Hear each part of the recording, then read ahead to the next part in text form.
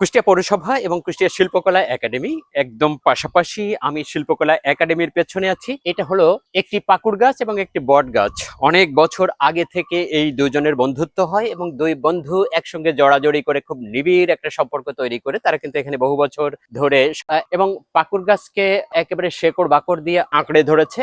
নববধূর মতো যে সংসার করার একটা ব্যবস্থা, ওরা দুজন কিন্তু একই সাথে সেটা করে যাচ্ছে। এখানে বড় একটি পুকুর আছে, পুকুরের ভেতরে বটগাছের একটি ডাল। মানুষ বা গরু বা কোনো প্রাণী মাথা ভেজানোর জন্য অনেক সময় পুকুরের উপরে দাঁড়িয়ে সে মাথাটা নিচু করে দেয় না পানির ভেতরে, বটগাছের এই ডালটা কিন্তু সেই কাজটি করেছে এবং অনেক দিন ধরে এই ডালটা কিন্তু মাথা পানির ভেতরে ডুবিয়ে দিয়ে পড়ে আছে। আর আমি যেখানে বসেছি এটা হলো রাজঘাট। জমিদার সতীশ সাহার রাজঘাটে প্রতিষ্ঠা করেছিলেন। এই রাজঘাটে আমি বসে আছি এবং যেখানে বসে আছি এটা হাতির সুর। ও অংশেও যে ঘাটের যে সিঁড়ির ওই অংশেও একটা হাতির মাথা, এই অংশেও একটা হাতির মাথা।